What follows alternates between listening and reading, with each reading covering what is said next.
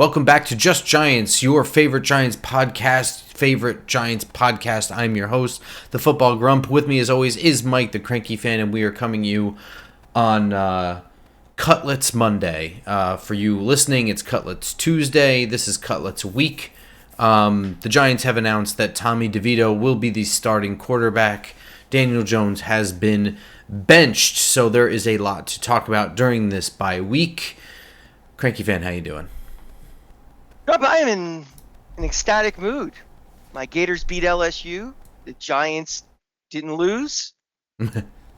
Knicks won 2 over this weekend, beating Bobby Skinner's New Jersey Nets. The Toronto Argonauts won the 111th Grey Cup. Yeah, lots of good stuff.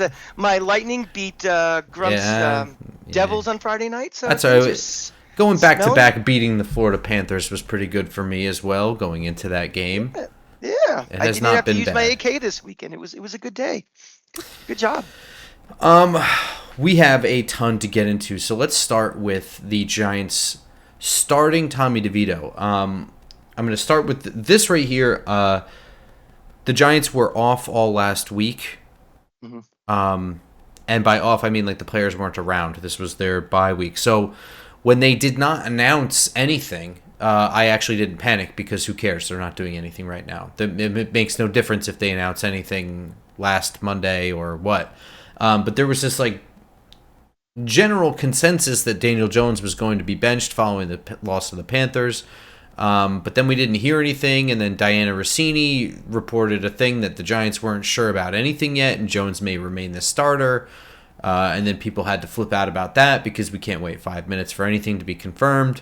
And then this morning we learned that the Giants are going with Tommy DeVito as the quarterback going forward. And they announced that in Monday, which means that he will at least get a full week of practice reps. So an important detail for people who like to point out Tommy DeVito's stats last year. And some of the matches were not even worth evaluating. And I didn't evaluate them for that reason because he didn't even practice that week and then played people like the Cowboys. Mm-hmm. Any thoughts on this? Let's go. Well, I predicted they were going to go right to DeVito. I mean, Drew Lock, we have a lot to unpack on this episode, and we're going to eventually get into the bigger discussions involving, Joe Schoen and Brian Daboll. But Drew Lock was not brought in here to be a quarterback for 6 or 7 weeks. Drew Lock was brought in here if under ideal situation, we were competing for anything, a wild card, anything, and Daniel Jones has to miss a series, a quarter, a half, a game max. That way you bring someone in who can run the offense at close to the same level as what Daniel Jones can do. He was not brought in here to compete for the starting job, and I have thoughts on that we'll talk about later. He was not brought in here to play 6 or 7 games. He was brought in as that emergency bridge. So to me, this season has pivoted from trying to win games to, our annual evaluate for the future. And playing Drew Lock is, for these final X amount of games, is just a waste of everybody's time. And, I'm glad they went to DeVito. That doesn't mean I'm a DeVito fan. That doesn't mean I don't think DeVito's ever – I highly, highly doubt he'll ever be a starting quarterback in this league. I'm not doing it because I want excitement. It's because it's the right thing to do for the overall development of this organization. And they did the absolute right time, like you said. Announce it on Monday. Have him get a full week of practice and reps in so he can be as ready as he can possibly be for it. Yeah, I agree with everything you said. I don't believe that Drew Lock was brought in here as competition for Daniel Jones. I think they were pretty transparent about that. Think about it. I mean, like, there was like a brief report that Drew Lock chose the Giants because he was told that he would be getting a chance to compete, and the Giants came out pretty quickly after that. We're like, no, we didn't. That's not what we said. Let's be logical, everybody. I know Patty Traina, she's been crying about this the whole time, that the Giants made a major mistake by not bringing in competition for Daniel Jones. It's like, you committed to Daniel Jones. You're paying $40 million to Daniel Jones. If you're bringing in somebody to legitimately compete, you're not bringing in somebody on a shoestring budget. You're going to have to shell out money. The Russell Wilsons of the world cost a lot of money. This team is still had cap issues. We've been arguing ad nauseum about why we didn't re-sign Barkley, and we used that money for the offensive line. Well, if we're going to just spend it on a quarterback, to compete, that there goes your offensive line. So, that Drew Lock was put in for the exact reason why he was there, and the situation changed. Daniel Jones was not good. Daniel Jones has to sit. We move on. I think that's a bigger conversation when we get into Joe Schoen, but I agree with you. In terms of starting DeVito over Locke, or in terms of benching Daniel Jones, I think that this is the right time. I think they honestly tried to give him the Carolina game to give him a chance to go out on a win. I think, honest to God, I think that even if Daniel Jones wins in Munich, Germany over the Carolina Panthers, even if it looks, unless it looked miraculous, like he just came out firing, I think that this was happening no matter what. I think that this was all predetermined. And I think the determination to go to DeVito over Locke, personally, if I'm making the decision, I think I've said this ad nauseum, I don't want to go through it too much, but Drew Lock is not under contract next year. Tommy DeVito is an exclusive rights free agent, which means that you have pretty much control over his destiny next year. There is only one person left to evaluate. It doesn't matter if Drew Lock looks good or not, because you have to re-sign him. So if he ends up looking like Geno Smith looked when he came in relief for Eli Manning, well, then you've just advertised him to the league, and his price on the open market is going to go up. If he goes in there and he stinks out loud, which is how he has looked this whole time, then he stinks out loud, and that's all there is to it. And you still have questions as to, well, do we keep Tommy DeVito? Tommy DeVito shouldn't be a question after this year. You might as well find out right now if he is worth keeping in any regard, or if you can just move on from him. That's my personal opinion. I don't really know what the motivating factor is here, though. Jordan Schultz has a report that Tommy DeVito is being put in because he believes, or there is a growing belief, among whom I don't know, there's a growing belief that Brian Daboll is coaching for his job. So he goes to Tommy DeVito, which is interesting. I believe the Spot Track guy tried to opine that some random escalators in Drew Lock's contract were the reason why they went to DeVito over Lock. I think that's really stupid because I don't know what escalators of those he was going to hit with the remaining games left on the schedule, and based on what I had seen. I think all that's just really silly, but I honestly don't know why they decided to go to DeVito. Like I said, I have reasons why I would. I don't know if that's a motivating factor for them, but what I want to ask you is, who of the three quarterbacks, and I put them in order, who gives the Giants the best chance to win? No one's going to want to hear this. Daniel Jones, Drew Lock, Tommy DeVito. You really think so? Yes. Okay. Do you have anything to elaborate on that? Yes.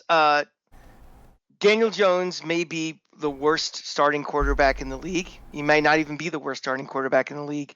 He's a starting quarterback in this league. Tommy DeVito, we're trying to evaluate if at some point he can be a backup quarterback in this league. Drew Lock has always been a backup quarterback. He's looked awful since he's been here. And at least at least Daniel Jones, for nothing else, can run the ball a little bit. So to me, if you're purely trying to win, take away injury clauses, all this other bullshit and everything, trying to win, Daniel Jones is the gives you the best chance just to win, I think. I agree with that. I think Jones gives them the best chance to win. I think, yeah, like you said, if you take away the injury clause, you take away everything else. Especially some of the best play action in the NFL. Not like trying to gush or anything like that, but he does have a lot of he's not just fast, and that's why he's a good runner. There are a lot of qualities to Daniel Jones that makes him a competitive quarterback out there, despite serious misgivings getting the ball downfield and seeing the field and all that sort of thing. Grump, let me ask you a question. let's pretend Well, that. hang on, because I have an issue with something else. I have no issue with saying Daniel Jones is the best. My legitimate fear at this point is that I think Tommy DeVito gives them a much better chance to win than Drew Lock.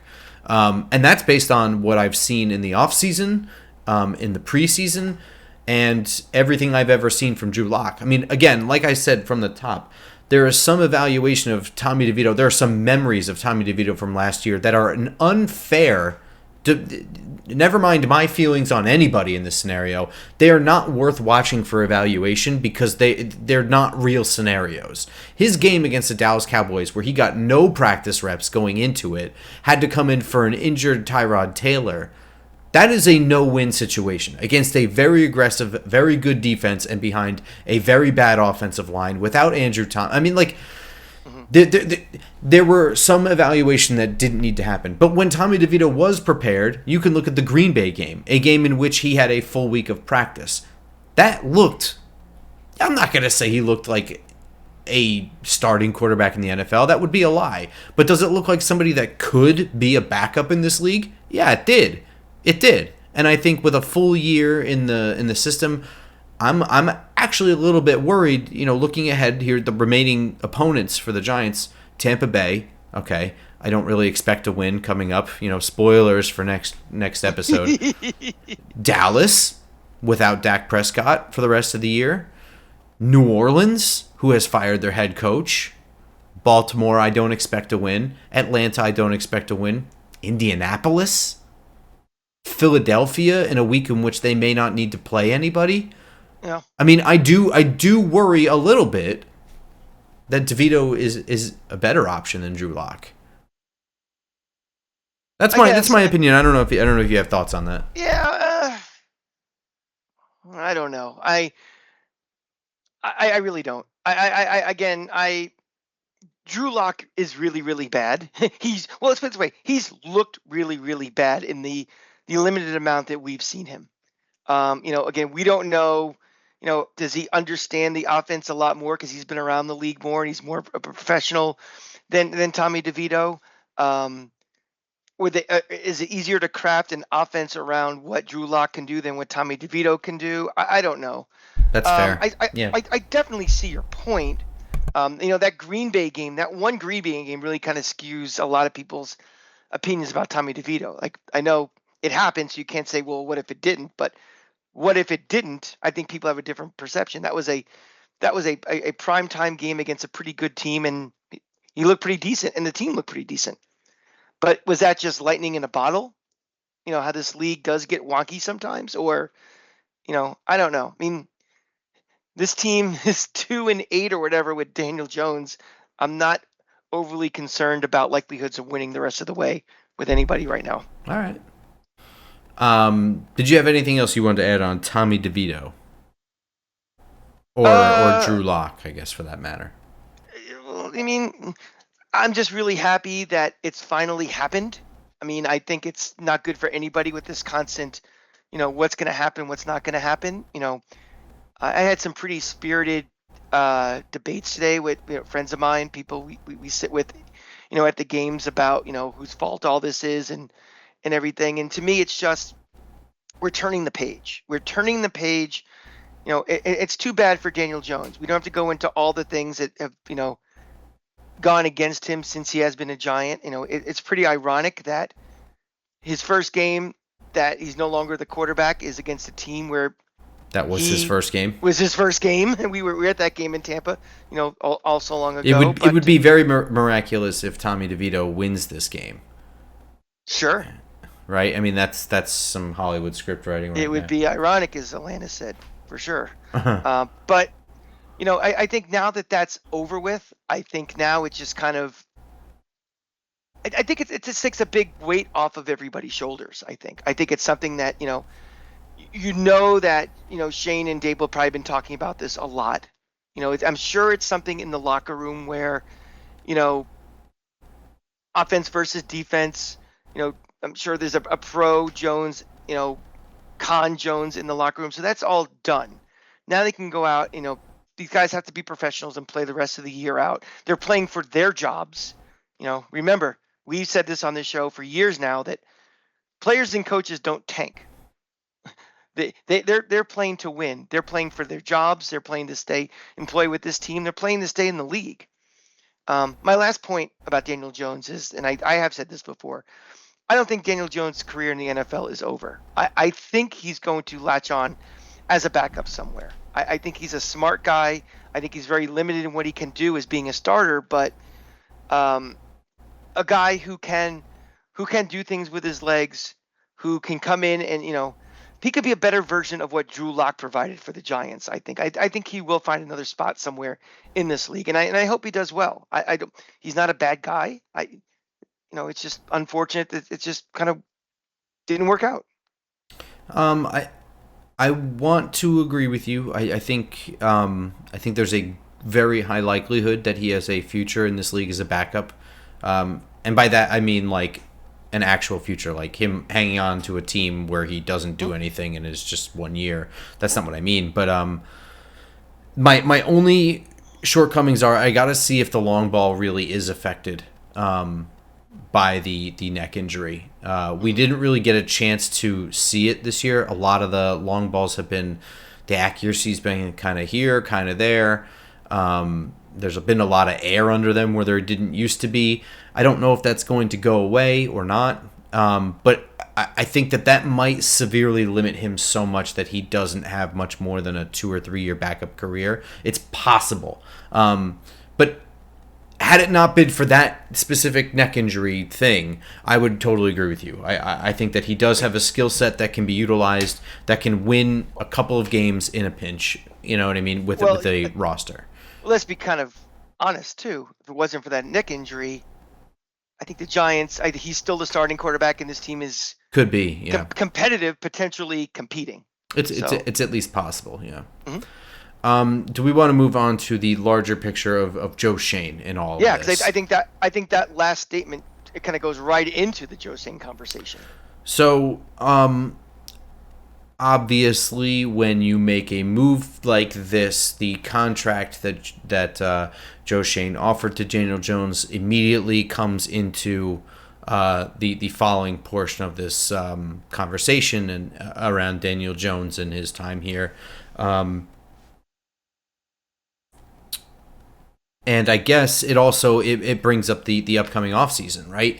So if we're moving on from Daniel Jones, then Joe Schoen will be, presumably at this moment, from last we heard from John Mara, be the GM picking on the clock in the draft, and that very well may be Jones's replacement.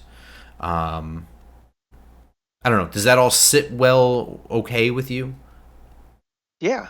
I mean, there's been a lot of narratives that have kind of developed out of this. And right now, this is a fan base and media that smells blood and is acting kind of like the mob right now, like a mob going after and wants to burn everything down.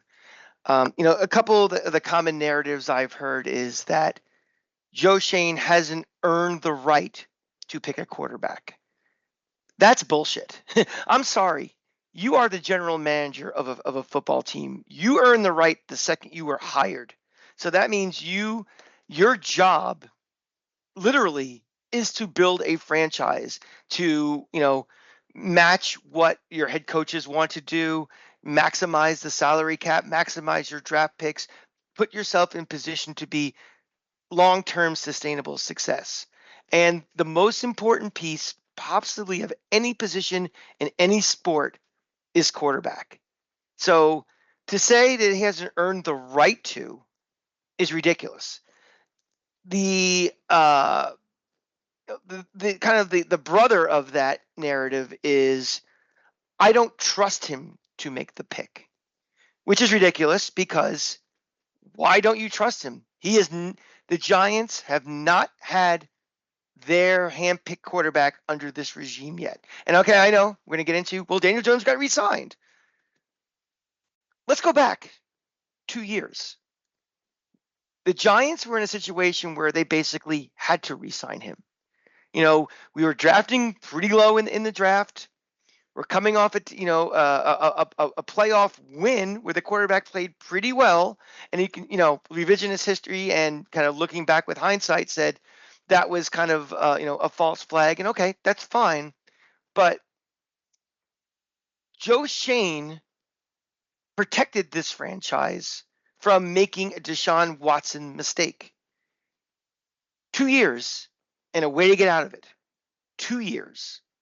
That is something that gives me more trust in the guy that is kind of like hedging the quote unquote bet that it was. So to me, I trust him even more going forward with this franchise than just saying, okay, here's a blank check. What do you want to stay? And remember, we talked about this when they signed him.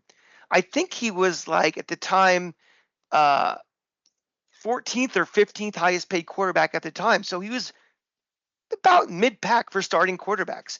We didn't overspend for the guy. We didn't compete against ourselves and negotiate against ourselves.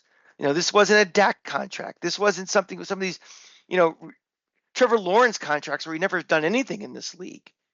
So I know people were upset and they look at the quarterback as a referendum of what the general manager has done, but Daniel Jones is not their guy.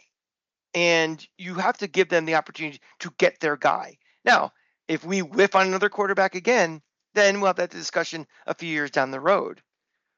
But I think these narratives are silly, and I don't think they're logically thought through. And the final piece for this is, if your logic is, because a lot of people are saying the exact same thing, well, we're just a quarterback away from X. We're a quarterback away from competing for a wild card. We're a quarterback away from maybe winning this division. We're a quarterback away from whatever. Now, that might be completely ridiculous and not true, but if you think that in your head, one position prevents you from being that far. Who built that roster? Joe Schoen. So if you are, saying we're just one guy away from doing big things, you got to give the credit to who got you in that position for that way. So I get it. We're all frustrated. We're all pissed off. It's been 1,300 years since we were in the Super Bowl. I get it. But be logical when you're, and don't have your anger misplaced in the wrong things. So that's all I have to say about all that. Have your anger misplaced in the right things. Right. Yeah, a lot in that. I agree with a lot of it. As far as do we trust him bringing in a new quarterback, I couldn't agree with you more. You went through so many words. I'm just going to read what I have written down in my notes here. Yeah. You hire guys to do this job. That's like the biggest job that you give. You don't. What do you think you hire general managers for? It doesn't. And the other thing too is like, I know everyone has their like main character point of view of things, but like, it's not really Joe Schoen's job to earn your trust. Yeah. The other thing that I think is kind of silly about that is, given the relationship, do we really think that it's Joe Schoen picking the quarterback here and not Brian Daboll? I mean, let's be honest here. Like, we even saw in the Hard Knocks thing, like, it was Brian Daboll gushing over the quarterbacks. It was Joe Schoen asking Brian Daboll at the table if he would be comfortable moving up for Jaden Daniels. You know what I mean? And him saying, "Oh yeah." I mean, like, so I think it's kind of silly, right? Like, these guys came here as a package deal. They were together in Buffalo. Like, Brian Daboll was the one really picking the quarterback here. Let's be honest about this. Fine. I'm just saying we're asking the wrong question to begin with. You know what I mean? Like, aside from the fact that I think the question is ridiculous, we're asking the wrong question entirely. Like, you're not trusting Joe Schoen to pick a quarterback right now. Honest to God, you're trusting Joe Schoen and Brian Daboll together to pick the quarterback. And it seems like everybody else has a higher opinion of Brian Daboll than they do Joe Schoen anyway. And especially if you ask them the specific question of how do you feel about Brian Daboll and quarterbacks. That seems to be the highest opinion of all. So it's kind of a silly question to begin with, but I also think that it misses the point entirely. I also, do you have something with that? Yeah, one other thing too is, let's parse out a little bit the drafts of Joe Schoen. Well, that's okay. Perfect. That's exactly what I because was gonna do. yeah, because there is a big difference between a draft pick not panning out and a bad draft pick. Well, that's true.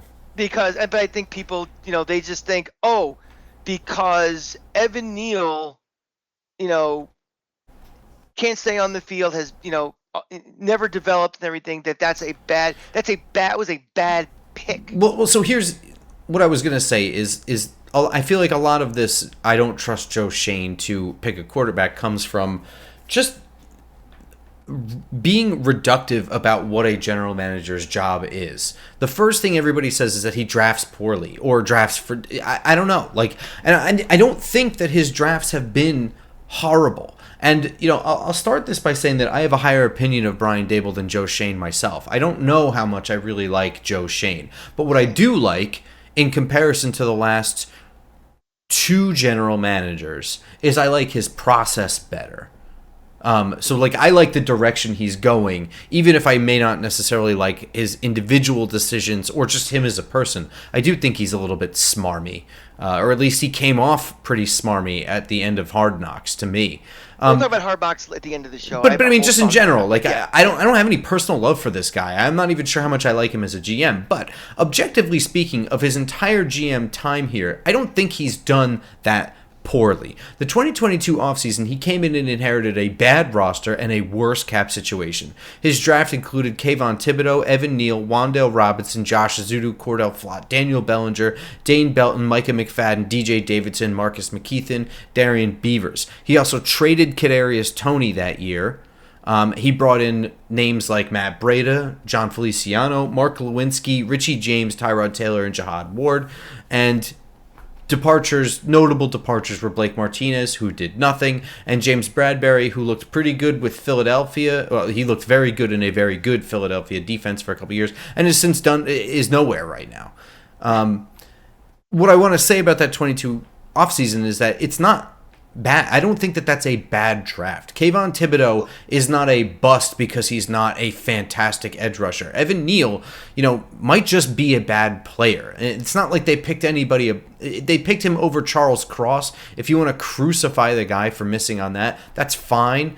But Evan Neal wasn't a guy that like everybody thought was a fourth-round pick, and then we reached like. I have a bigger point to make about Shane, but I want to ask you really quickly as you were talking about this. For all of the picks that Shane has made in his three drafts, how many would you really consider a reach? But that's what I'm saying. Like none of the like Wan'Dale, even if you don't like Wan'Dale or they should have picked somebody else, like Wan'Dale has been serviceable under Brian Daboll. They have been able to utilize him. He definitely has a skill set. Josh Azudu, Cordell Flott, you're talking about third-round picks. You look at the third round, most of them are not guys who are starting in the NFL. Daniel Bellinger has been serviceable. Dane Belton has had a role as the third safety on this team. Micah McFadden has had a role on this team as the second inside linebacker. These guys are not embarrassingly bad. Right, and they're also not. There are no. Oh, I drafted Tim Tebow in the first round when everybody would mock him to the. That's what I'm saying. Like people forget. Like John Lynch traded up for Trey Lance. That mistake just goes by because they either had unusual foresight and waited to the last possible moment to take Brock Purdy on the cheapest possible deal they could have gotten him, or they got really lucky with Brock Purdy. Otherwise, San Francisco would be in a completely different situation right now. The bigger thing for me is I think this is grading a general manager is a lot of times you just take anecdotal examples of something and that's your feeling about them. Like a lot of this is the Evan Neal, right? Okay, he's a bad GM because he wasted a pick on Evan Neal. The thing about general managers and the thing about it is that we don't have any way to measure one over the other. Like, for example, and there's no perspective. So, for example, if I just tell you that a baseball player 7 times out of 10 makes it out. And if you didn't know any better, you'd be like, that guy sucks. He can't even make 40% of the time get a hit. But if I tell you that of all the other baseball players out there, he has the best percentage of hitting than everybody else. You're like, well, that guy then is pretty good. See, we don't have statistics for general managers that are easily available and are in the public consciousness like we do for who's the leading rusher, who's the leading passer. Can anybody who listens to this show tell me what the league average is for hit rate for a draft class? Can anybody in this audience tell me what the hit rate is for, guys that are bust versus boom? No, I don't know. I mean, so if we're looking at our draft class and say, well, three guys hit, four guys didn't. That might be bad, but that also might be just what the league average is. I don't know that information. That's something that Grump and I are going to kind of do some research on, and that might be more of an off-season project or whatever. But I think it's so much based upon your perception and anecdotally and there's so many things too, like circumstance is important. Like, but what I want to go through here is something kind of important here is I think when it comes to both Schoen and Daboll, and when it comes to John Mara's position in all of this, because when we're saying like they should fire Joe Schoen, we're really saying this is what John Mara should do. So from John Mara's perspective, we're in a situation where he has already admitted that he has perhaps been impatient in the past, and he's referencing himself in firings. He has hired a first-time general manager who I am sure told him in the interview he intended on hiring first-time head coach Brian Daboll. And I honest to God think that if you take... I know that 3 years is an eternity for a football fan, right? Especially a football fan with Twitter, where you can really live each week feels like an eternity in itself. Not even a rookie contract. But thank you. In the grand scheme of humans doing a job and learning on the job, it is a short time, and mistakes have long repercussions. Decisions you make as Joe Schoen in February of 2023, you don't get to see that they're mistakes until like you kind of know maybe by October, November of 2023 that all went wrong, didn't it? So it's not like they have the benefit of making corrections as quickly as they can make mistakes. And what I honestly think is, when I look at the draft class and the way the offseason is handled, I see a Joe Schoen that came into a really tough situation and did okay at it. I think his draft was okay. I think his offseason was okay. Brought in some good coaches, was able to bring in some guys that were able to fit those schemes. And by the way, that 2022 season, they went to the playoffs and won a playoff game. So it couldn't have been horrible. Exactly. Okay. Then you have a 2023... But hang on. They move into a 2023 offseason where the draft isn't bad. Again, it's not great, but it's not bad. They make a bunch of moves to try and win right away. And by the way, if that's what you're trying to do, the moves that were made were not that bad. But it came at the expense of the offensive line. They smelled their own farts. I've said this before. To me, that's the trip up. Now, did they learn from this mistake? I look at this 2024 offseason and I see a draft class in which everyone has contributed. Malik Neighbors could be a star. It's hard to tell without a good quarterback, but from the bits that we've seen, he looks like a star. Tyler Nubin looks okay as a starter in his rookie year. Drew Phillips is everybody's favorite. Theo Johnson, we can see what he can do in this offense as he's growing into a receiver. Tyrone Tracy is everybody's favorite. Darius Muasau is the only person on this team with an interception. This offseason, they found Elijah Chapman, an undrafted free agent that has made the 53-man roster and has hit the stat sheet, so he's not terrible. For an undrafted free agent, that's ridiculous. You have an offseason in which Joe Schoen has acquired Jermaine Illuminor, everybody enjoys. John Runyon, everybody enjoys. Devin Singletary, good pick. Brian Burns. Good. This has not been a bad offseason. I see a person that has grown and potentially has learned from his mistakes and is getting better. That's the way I see it right now. Yeah, and even he wasn't from this year's talent acquisition class, but who's starting at quarterback this week? I did not mention that one. Yes, an undrafted quarterback that they got last year. Yeah. Yeah. So I mean, that doesn't go into the ledger of that's not a catastrophic high profile fuck up, but a little under the radar thing that it's Tommy DeVito, but guess what? They think enough of him that they're actually letting for the second time, because last year also, remember, he started over Tyrod Taylor when Tyrod Taylor came back from injury. So, there's enough there for these and they won that game too. Oh yeah, just don't tell anybody that. Yeah. So, I mean, again, for every little anecdotal thing you want to say that this general manager's bad, we can counter with, well, there's something here that's good. Yeah, I think he's been okay overall. I don't think that he has been egregiously bad. That I feel like at the end of this year I need to fire him. I just don't feel that way. And for the record, I don't feel like he's ever really got to play with his quarterback, which is kind of feels a little bit like an unfair way to grade him. I guess my last thing on this that I've been kind of seeing, and I think it's what we wanted to say about Drew Lock as the only competition for Daniel Jones. You mentioned this at the beginning, and I kind of wanted to chime in, but it seemed out of place at the time. But correct me, I don't believe that this Drew Lock was brought in at all to be competition. That's what you said, right? I believe so, yes. I wrote down Locke was never serious competition, merely a possible serviceable backup for a couple of games.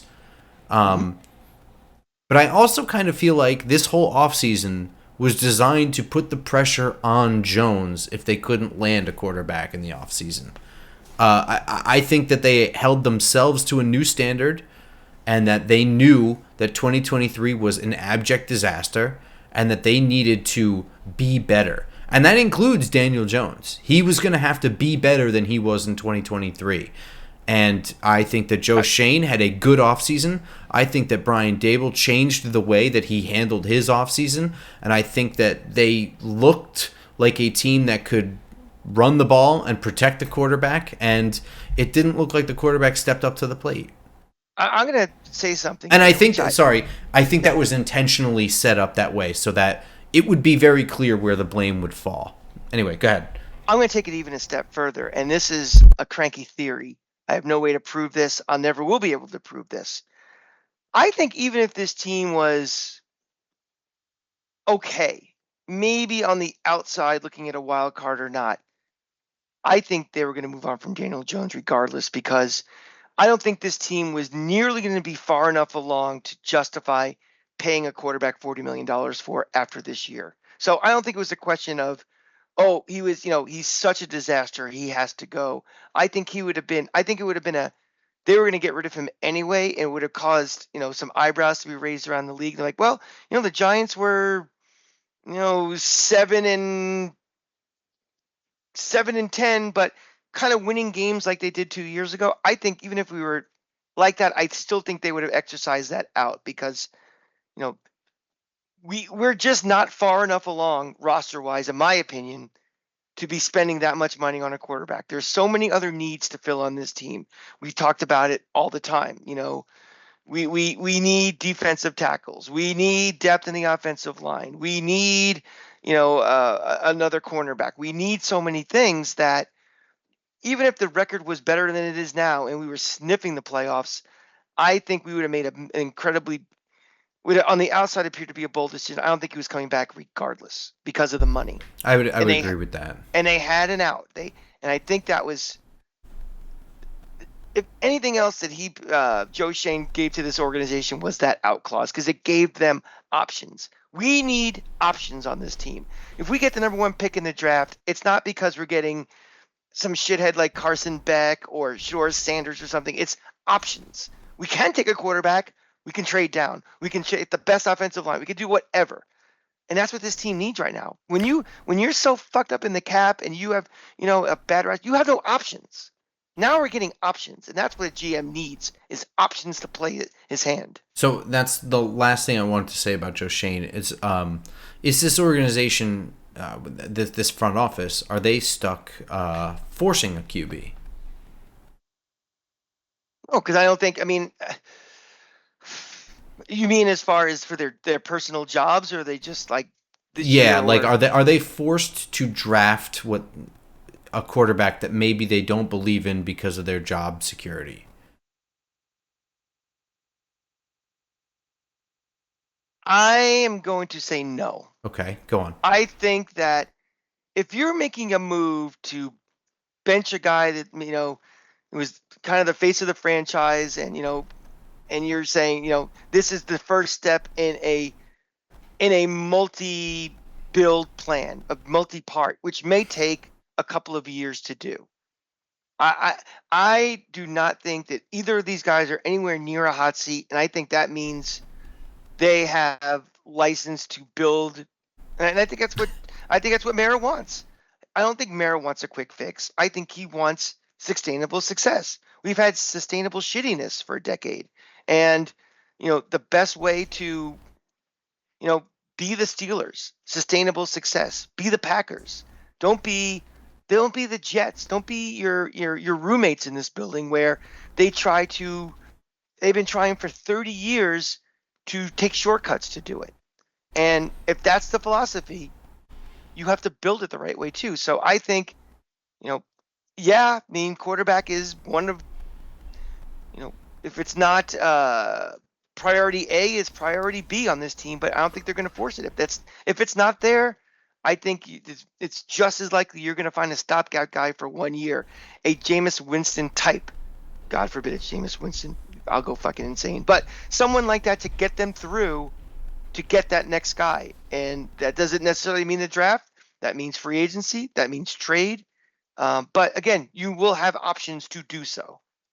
Yeah, I think I'm going to say for right now, are they stuck forcing it? I'll say no. But it might happen.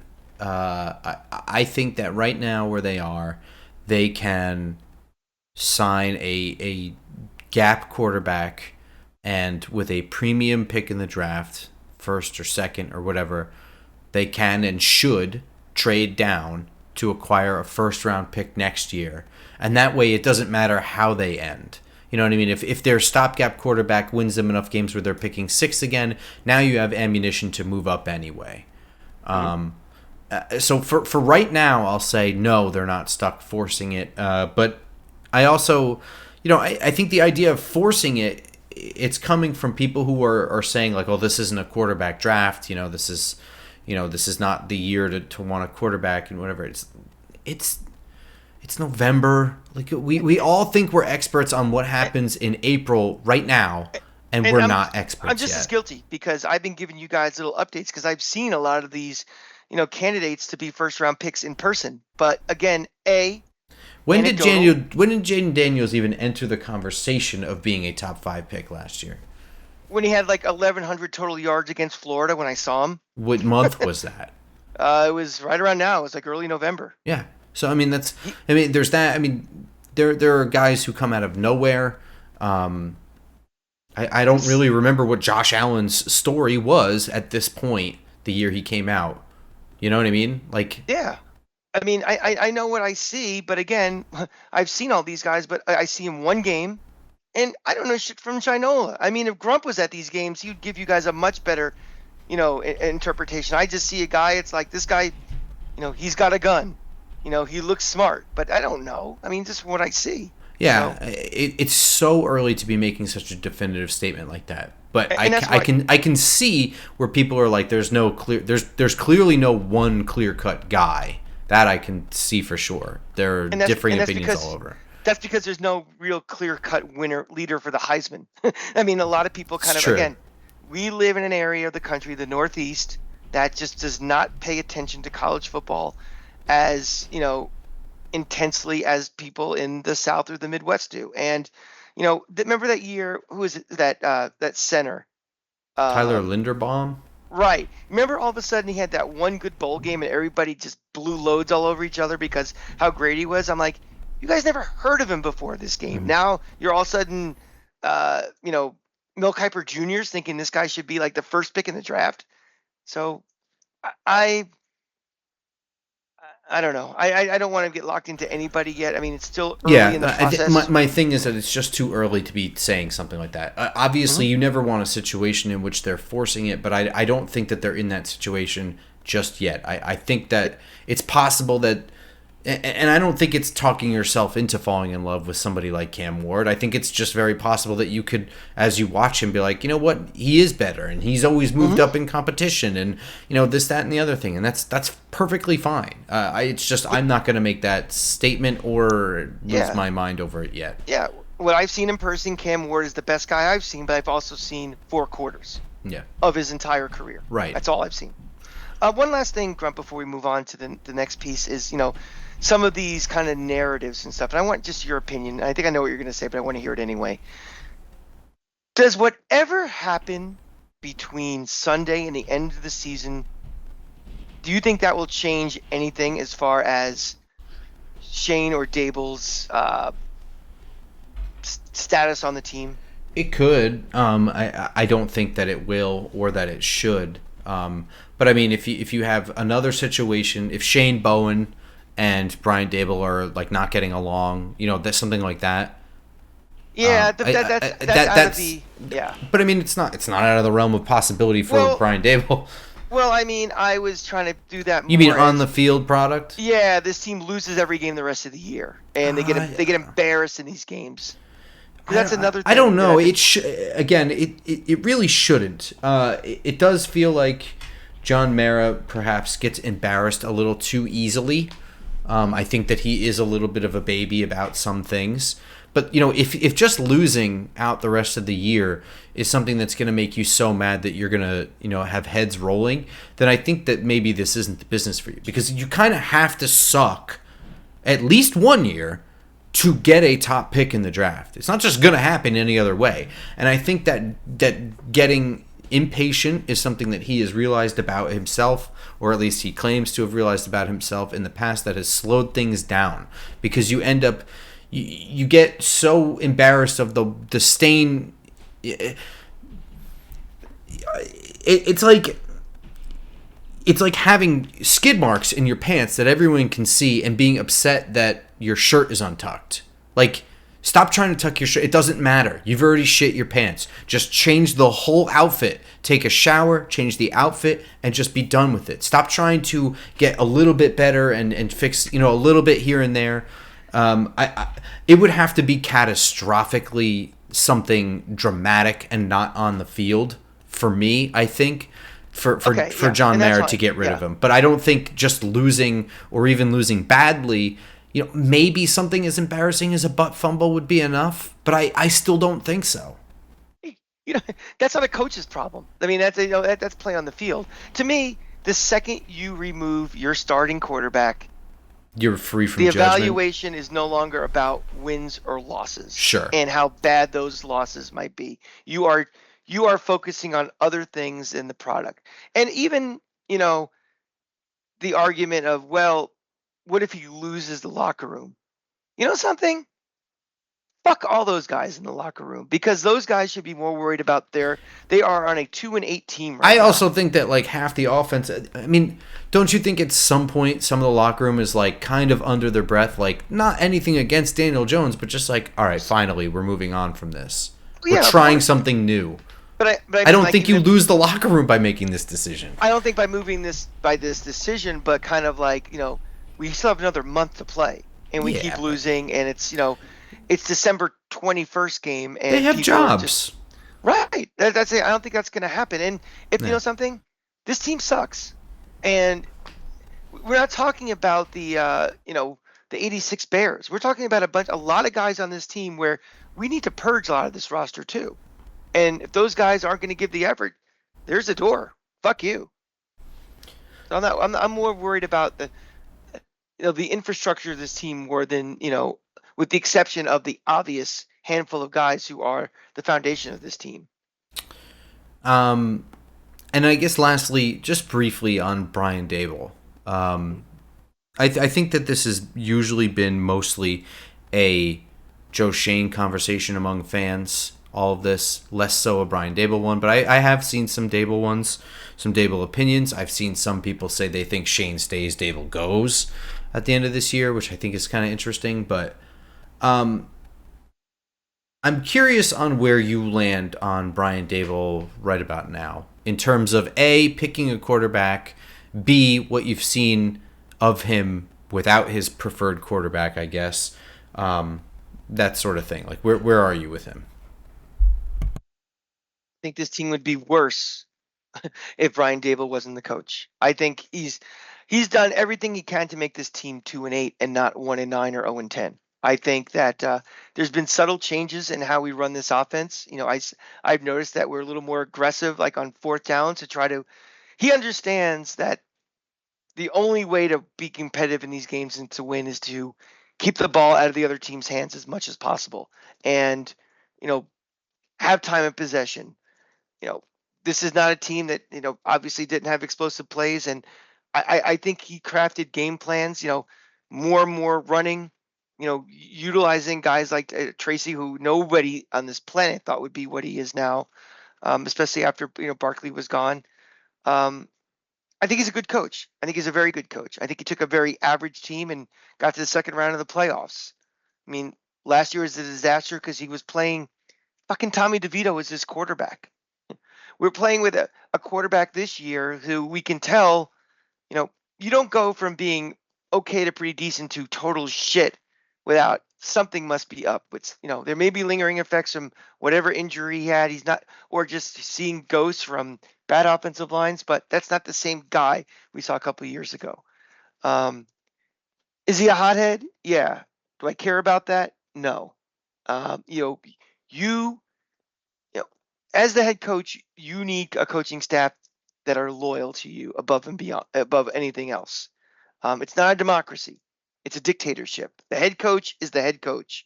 And if Wink Martindale was, dancing to his own drummer and was disobedient or just being a problem, Brian Daboll did the right thing. Gated him. I don't care what they said or how it came out. He's gone. So I don't have any problem with any of that stuff. I mean, the guy, he was the coach of the year 2 years ago. he didn't forget how to coach. He's not all of a sudden a bad coach. I have no problem with him. I think this could be a far worse situation than if he wasn't the coach, and that's what I'm sticking with. Yeah, I'm going to agree with that. I mean, there's still some in-game decision stuff that bothers me about him. I can say that about every coach, though. Yeah, I think you could say that about most coaches. I think that maybe there's some preparedness stuff over the offseason. I gotta see 2 years in a row to make sure that he is very light on his players. This is not a disciplinarian. This is not Tom Coughlin. Right. But something, though, again, let's go back to comparing it relative to the rest of the league. I mean, if you go watch the Red Zone in week 1 and week 2, and you see a lot of unprepared bad football. It takes to like October before this league starts to really get in. I know. I'm just saying, I in terms of my preference, watching what he does in the offseason, I don't agree with, is what I'm saying. Okay, that's very fair. Very fair. For the most part, I agree with you. I think that this is it. 2022 was a bad team that he was able to get a playoff win out of. I think that he knows what he's doing in terms of understanding his roster and how to craft an offense that can hide its weaknesses and showcase its strengths and be effective. I think that he can motivate teams to win when they're in close games. I think he can be aggressive. Also, I think that some of this fourth down aggression that people are attributing to Daniel Jones sucking, I don't know. He was pretty aggressive in 2022. I think that he has slowly gotten more conservative the more he's worried about his job. I think he was in pure organic, laid back, relaxed Brian Daboll fuck it mode in 2022 and just coached the way he coaches in his gut. And then when 2023 went out of control immediately, I think he started going into shell mode and things went awry, and they're still not quite where they need to be. So I don't think that he's really gotten back to that relaxed version of himself yet. But I that's my theory on what I'm looking at. I'm mostly on board with Brian Daboll in a lot of ways. I think that we could be doing way, way, way worse. I'm okay with Brian Daboll being here. But what I think is interesting, right, is I was talking to a good friend of mine who is a very rational, very intelligent, very plugged in Jets fan. Dom C on Twitter. We've met at the Senior Bowl. So he's a big time. Like when I trust his word with all things Jets. We were talking about the Jets. I was asking his opinion on the team and what do they do next and all that sort of stuff. And he's kind of talking about, if they change head coaches. Well, I wish they don't have a head coach right now, but just in general, in his offseason plan, this is a direct quote from him. I'm just going to read what he said because I found this incredibly interesting. Although I don't think he's let go, Brian Daboll would be at the top of my short list for head coaches. I watch a lot of Giants games being in this market. The things I like about Daboll is that he seems to get the most out of the hands that he is dealt. If you can come in and win games with a guy named Cutlets who isn't getting any first-team reps throughout the season, you're doing a good job game planning. You're obviously more in tune with the Giants than I am. I don't think the team looks ill-prepared. In fact, they are in almost every game. Not winning one more game has a lot to do. Not winning more games has a lot to do with talent. The Giants are not the most talented roster in the NFL. The Giants take a lot of grief for their low average depth of target metric in the passing game. You can correct me if I'm wrong, but I think Daboll is coaching to the strength or not exposing the weakness of the quarterbacks. I would like to see him stick to the running game more. I think that'll open up some of the downfield shots. Does that not sound like I wrote that? Yeah, and it's exactly what I think too. I mean, people forget that nobody knows their team, their strengths and weaknesses more than that team's coaching staff. They don't just watch every Sunday. They watch every snap of every practice, every rep of everybody on that roster. They know exactly what Daniel Jones can and can't do. They're not stupid. They know exactly, and they're going to game plan around it. I mean, you can even see, even last year when, Tyron Taylor came in and he started throwing bombs. He started, calling plays for things that, with the skill set can, with his quarterbacks can do. So yeah, that was very rational and sane. We did an exercise, I think, last year went through every single team and said for the quarterback, is Daniel Jones better or worse? You do that same exercise with head coaches in this league, and it'd be very interesting where Brian Daboll ends up on that list. I can guarantee you he's not in the lower third of that list because there's some of these dummies that are coaching now. It's just amazing they even have jobs. That is interesting. Who is the absolute rock bottom? I guess anybody like Saleh, I guess, since he's already gone. Dennis Allen, already gone.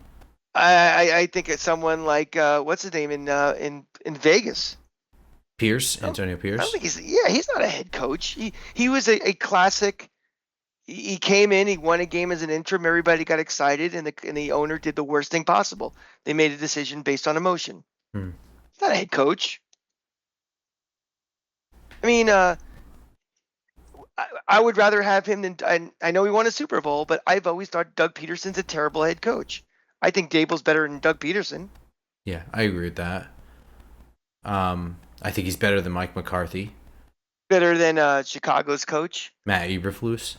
Yeah, I mean, we can go around the league and just kind of look at teams and be like, yeah, and it's not just this guy's won more games. It's like who's a better coach, who maximizes the talent that they have.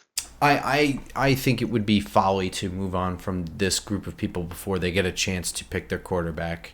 I also don't think that it's like this franchise-ending catastrophic disaster if you let them pick their quarterback and it all goes up in their face. I mean, Arizona transitioned perfectly fine to Kyler Murray 1 year later. We start quarterbacks earlier in the cycle. we could move on from quarterbacks just as easy, because no matter what if you want to move on from a guy, there's always another team that could use a quarterback. And how many quarterbacks in this league have you seen? I mean, Trey Lance is playing somewhere else. Where is he right now? I think he's in Dallas. Isn't he behind Cooper Rush in Dallas? I think that's it, but he still has a job in this league. Yeah. So, yeah. I am spent. I think I've talked about this as much as I care to talk about it, since we knew it was coming since pretty much the season started, right? Yeah. I mean, we've been holding back a lot of this conversation because we knew this was coming. I think we were both pretty close to accurate of when it was going to happen. Yeah, we just wanted to stay patient on it. And now it's happened, and I think now we can all turn the page. And I don't want to hear about good luck, Daniel Jones. Holding the clipboard. I think he's been demoted to third. Third string. So he's all the way down, which is what we said, right? Like that's what you're afraid of. Like the whole point at this point is you're done with him. Now you don't let him get injured. I don't even let him practice. No, I would just tell him to go take a walk, and that's fine. He's been making a lot of money. How many games left this year? There's 5 games left. 7.